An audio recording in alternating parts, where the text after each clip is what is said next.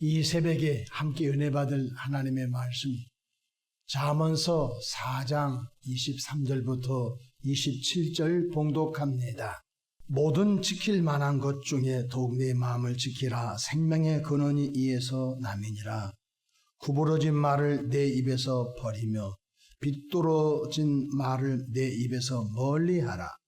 내 눈은 바로 보며 내 눈꺼풀은 내 앞을 곧게 살펴 내 발이 행한 길을 평탄하게 하며 내 모든 길을 든든히 하라. 좌로나 우로나 치우치지 말고 내 발을 악에서 떠나게 하라. 아멘. 할렐루야. 오늘도 참으로 좋은 날입니다. 우리 모두 성령 충만한 은혜로운 하루 되시기를 축원합니다. 저를 따라하겠습니다. 오늘도 나와 우리 가정 우리 교회 기적이 일어납니다. 오늘도 나와 우리 가정 우리 교회 기적이 일어납니다. 아멘. 저는 본문 말씀을 통하여 축복의 3요소라는 제목으로 함께 은혜를 받고자 합니다. 예수 그리스도 안에서 새로운 피조물로 거듭난 하나님의 자녀된 성도님들이 이 짧은 인생 중 어떻게 하면 성공적이며 축복의 주인공으로 또 하나님께 영광을 돌리며 세상 속에서 선한 일을 잘 할 수 있을까요?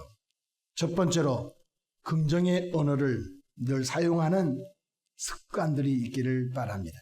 우리 속담에 말의 씨가 된다고 하는 말이 있습니다.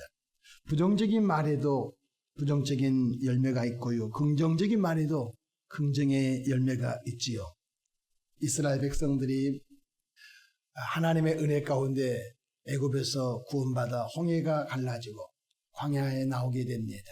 모세는 12지파의 두령 한 명씩을 뽑아 12명으로 가나안 땅을 40일 동안 정탐하게 하고 와서 보고하게 합니다. 근데 똑같은 시간에 똑같은 기간에 12명의 정탐꾼들이 가나안 땅을 샅샅이 정탐하고 와서 보고하게 합니다. 그런데 10명의 정탐꾼들은 아브라함과 이삭과 야곱의 열조들에게 약속하신 젖과 꿀이 흐르는 가나안 땅을 악평합니다. 큰일 났습니다. 우리 애굽으로 돌아가야 되겠습니다. 그 땅의 백성들은 아낙 자손의 네피림 후손이요 너무너무 장대하고 거대한 성을 쌓고 우리 가면 안 됩니다. 좋기는 좋으나 우리 못 들어갑니다 하고서 부정적인 말을 하게 됩니다. 이스라엘 백성을 선동하게 됩니다. 그리고 이스라엘 백성들이 원망하고 불평하며 모세 제게 부르고 한 지도자를 뽑아서 애굽에 돌아가서 차라리 노예 생활하자 이렇게 되었습니다. 그때 여호수아와 갈렙은 여호와께서 우리와 함께 하시면 그들은 우리의 밥입니다. 긍정의 언어를 사용하게 됩니다. 결국 부정적인 언어를 사용했던 10명의 정탐꾼들과 그들의 말에 동조했던 사람은 단 한 명도 젖과 꿀이 흐르는 약속의 땅 가나안 땅을 들어가지 못합니다. 그러나 긍정의 언어를 사용했던 여호수아와 갈렙, 애굽에서 나왔던 여호수아와 갈렙만, 광야에서 태어난 신세대들만 젖과 꿀이 흐르는 약속의 땅을 들어간 것을 볼 수 있습니다. 우리는 말하고 잊어버립니다. 그런데 성경이 보니까 하나님은 너희 말이 내 귀에 들린 대로 행하게 하리라. 너희들의 말이 여호와 하나님의 귀에 들린 대로 하나님이 행하게 하신다는 것입니다. 민수기 14장 28절에 그들에게 이르기를 여호와의 말씀이 내 삶을 두고 맹세하노라. 너희 말이 내 귀에 들린 대로 내가 너에게 행하리니. 하나님은 복주기로 예정된 것이 아닌 것입니다. 너희 말이 하나님의 귀에 들린 대로 하겠다는 것입니다. 잠언서 18장 20절로 21절에 사람은 입에서 나오는 열매로 말미암아 배부르게 되나니 곧 그 입술에서 나는 것으로 말미암아 만족하게 되느니라. 죽고 사는 것이 혀의 힘에 달렸나니 혀를 쓰기 좋아하는 자는 혀의 열매를 먹으리라. 그래서 예수님께서 할 수 있거든요. 무슨 말이냐? 믿는 자들에게 능치 못할 일이 없느니라 말씀하셨습니다. 우리는 칠흑같이 얻은 경제적인 어려움 삶의 고난과 어려움이 올 때마다 사방이 꽉 막혔어도 하늘이 열려 있습니다.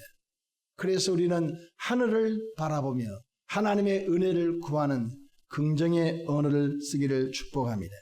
오늘 또 나와 우리 가정, 우리 교회 기적이 일어납니다.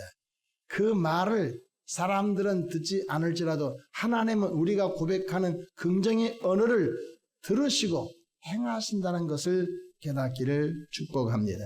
둘째, 매사 적극적인 행동을 하는 것입니다.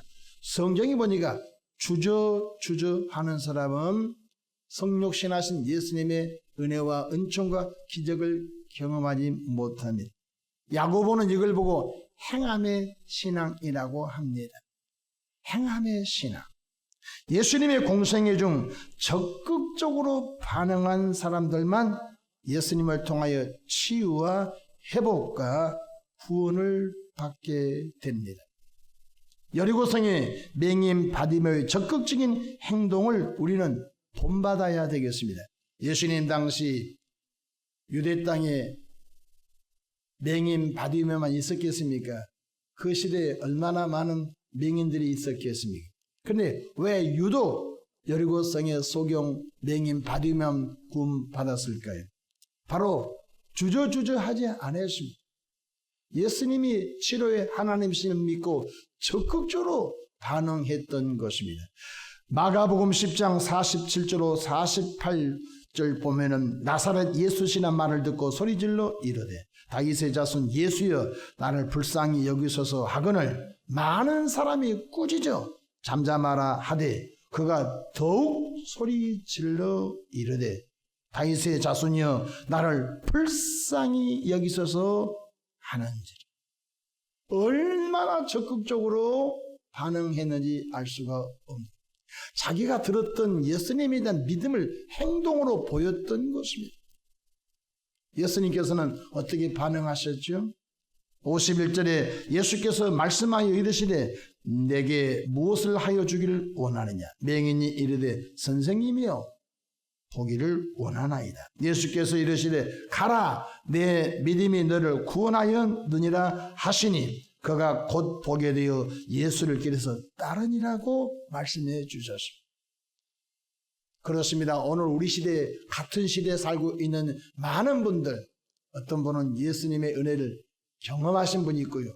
어떤 분은 설교를 통하여 그럴 것이라고 하는 분이 있고요. 어떤 분은 그런 일은 없어. 오늘의 시대는 그런 것은 없는 거야 라고 무시하는 사람도 있을 것입니다. 분명한 사실은 말씀을 듣고 행동하는 사람은 반석 위에 집을 지은 지혜로운 사람 같다고 말씀해 주셨습니다. 말씀을 듣고 행동하지 않는 사람은 모래 위에 집을 지은 어리석은 사람이라고 말씀하십니다. 우리가 한 말씀을 깨달아도 그 한 말씀을 행동할 때 하나님은 하나님의 방법으로 역사하신다는 것을 믿으시기를 바랍니다. 마지막으로 조그마한 것에도 감사하는 태도, 축복의 문이 열리는 것입니다. 예수님 당시 10명의 나병 환자가 집단적으로 예수님을 찾아옵니다. 예수님, 우리가 나병으로 고통 중에 있습니다. 예수님께서 뭐랍니까? 너희들은 예루살렘 성전에 가서 제사장들의 너희의 나은 몸을 보여라. 그리고 구약시대에 모세가 명한 예물을 드려라. 그러니까 그들이 예수님의 말씀을 듣고 갔어요. 지금 나병으로 인하여 피고름이 나고 감각이 없는 무딘 상태의 고통 중에 있는 그들이 10명의 나병 환자가 예수님의 말씀을 믿고 예루살렘 성전을 향해 가다가 무슨 일이 벌어졌어요? 나버렸어요. 가다 보니까 다 나. 너도 나았네, 나도 나았네. 10명이 다 나았으니 얼마나 흥분됐겠어요. 나았으니 엄마도 만나야 되고 아빠도 만나고 친구도 만나야 되고 다 가버렸어요. 근데 이 사마리아 사람 이 한 사람은 제사장에 가서 자기 낳은 것을 보이고 예물을 들고 하나님께 영광을 들고 예수님을 찾아왔어요. 예수님, 저 누군지 모릅니까? 저가 누구냐면요, 10명의 문둥병자에게 주님이 말씀하신 대로 가다가 났는데 너무 감사해요. 내가 다른 사람을 먼저 만나기 전에 나를 치료하신 예수님을 찾아 감사하러 왔습니다. 그때 재밌는 표현이 있습니다. 예수님께서 9은 어디 있느냐? 9명도 낫지 않았냐? 그들은 어디 있고 너 혼자 왔느냐? 여러분, 그 다음 절 말씀이 참 무섭습니다. 주님께서 그 행동하는 그 신앙, 감사하는 신앙을 보고 너 구원받았다, 이렇게 말씀해 주셨습니다. 그러니까 우리의 자그마한 감사가 구원을 이루신 줄로 믿으시길 바랍니다. 큰 거 아닙니다. 사랑하는 아내에게 여보 고마워, 감사해. 사랑 남편에게 감사해. 자녀들에게 고맙다, 감사하다. 이 말 한마디가 사람의 마음을 녹여버리고, 여러분 굳게 닫힌 마음의 문을 다 녹여버리고 축복의 문이 열린 줄로 믿으시길 바랍니다. 성경에는 하나님과 좋은 관계뿐만 아니라 사람과 사람과의 관계도 좋은 관계를 만들어라고 수평적인 인간관계, 수직적인 하나님과의 관계, 십자가를 통하여서만 이루어진 줄로 믿으시길 바랍니다. 그래서 범사에 감사하는 은혜가 있기를 바랍니다. 우리 한번 감사의 조건을 찾아봅시다. 우리는 너무나 많은 것을 가지려고 몸부림을 칩니다. 근데 우리가 얻었던 것들, 하나님께로부터 받았던 것들을 한번 감사를 헤아려 볼 수 있는 은혜가 있으면 얼마나 좋을까, 그런 생각을 갖게 됩니다. 오늘 본문 말씀 4장 23절에 모든 지킬 만한 것 중에 더욱 내 마음을 지키라, 생명의 근원이 이에서 남이니라. 부정적인 요소가 내 마음에 들어오지 못하도록 마음 관리 잘하기를 바랍니다. 제가 지난주 설교 중에 아름다운 정원 가꾸기 설교를 했습니다. 우리 마음은 정원입니다. 우리 가정은 영적인 정원입니다. 우리 교회는 영적인 정원입니다. 근데 정원을 잘못 가꾸면 추접하기 그지없는 것입니다. 그러나 정원을 잘 가꾸게 되면 지나가는 분들도 저 정원 갖고 싶다. 그 정원을 한번 보면서 사람들은 힐링을 하게 됩니다. 가정도 영적인 정원이라고 했죠. 교회도 영적인 정원이라고 했죠. 그래서 우리는 행복을 갖고 가는 것입니다. 우리의 마음이 너무너무 중요한 것입니다. 우리의 마음이 긍정의 언어를 쓰고 우리 마음이 주저주저하지 않고 적극적인 신앙의 반응을 보이며 범사에 감사하는 은혜가 있기를 축복합니다. 그래서 삐딱한 말하면 안 된 것입니다. 삐딱한 말은 비속어인 것 같아도 오늘 24절에 잘 나와 있습니다. 24절 보십시다.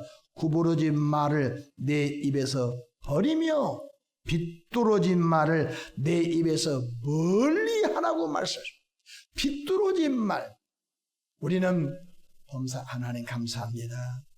사람들과의 관계에서도 감사해요. 얼마나 은혜로운 말입니까? 비꼬 와서 감사한 것 같은데 비꼬는 말은 안 된 것입니다. 비뚤어진 말은 사람도 비웃장상하고 하나님은 그 속사람을 다 알잖아요. 그래서 저와 여러분들이 좋은 영성으로 나가기를 주의 이름으로 축복합니다. 구부러진 말을 내 입에서 제거하라. 비뚤어진 말을 내 입술에서 멀리하라. 뿐만 아니라 좌로나 우로나 치우치지 말고 내 발을 악에서 떠나게 하라. 불의한 자와 함께하지 말란 것입니다. 성경 시편 1편 1절 6절 말씀, 복 있는 사람은 어떤 일이 있습니까? 여호와의 율법을 주야로 묵상한데 그 전 1절에 복 있는 사람은 바로 악인의 무리와 같이 하지 말라는 것입니다. 악인과 멍에를 같이 하지 말라는 것입니다. 말씀을 마치고자 합니다. 저 여러분은 보통 사람이 아닙니다. 예수 믿고 구원받은 하나님의 자녀여, 왕같은 제사장들이요, 택함 받은 백성이요, 거룩한 족속이요, 새로운 피조물 된 신부된 성도이기 때문에 대충 살다가 시간 가면 바람처럼 사라질 존재가 아닌 것입니다. 우리를 선한 일을 위하여 우리를 하나님이 먼저 불렀으므로 성령의 도우심으로 말미암아 끊임없이 할 수 있다. 긍정의 언어 사용하시고 항상 소경 바디메오처럼 적극적인 신앙의 반응을 하나님께 보이시길 바랍니다. 범사에 감사한 은혜가 있기를 주의 이름으로 축원합니다. 기도하겠습니다. 좋으신 하나님 우리 아버지, 구원은 선물로 받았지만 축복은 선물이 아닙니다.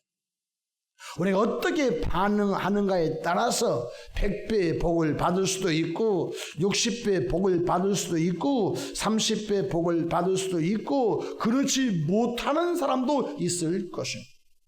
이왕지사 예수님 믿고 새벽기도 난 우리 모두에게 축복의 3요소가 내게 있나 점검하게 도와주시고 성령 하나님의 도우심으로 풍성한 삶, 은혜로운 삶, 하나님께서 기뻐하시는 삶으로 나가도록 이끌어 주시옵소서. 이 새벽에도 마음에 소원 담아 귀한 감사의 힘을 드립니다. 구구절절 기도 제목 하나님 응답하시고 그 기도의 아름다운 향기가 되게 역사해 주시옵소서. 감사하고 우리 구주 예수님의 이름으로 축복하며 기도합니다. 아멘.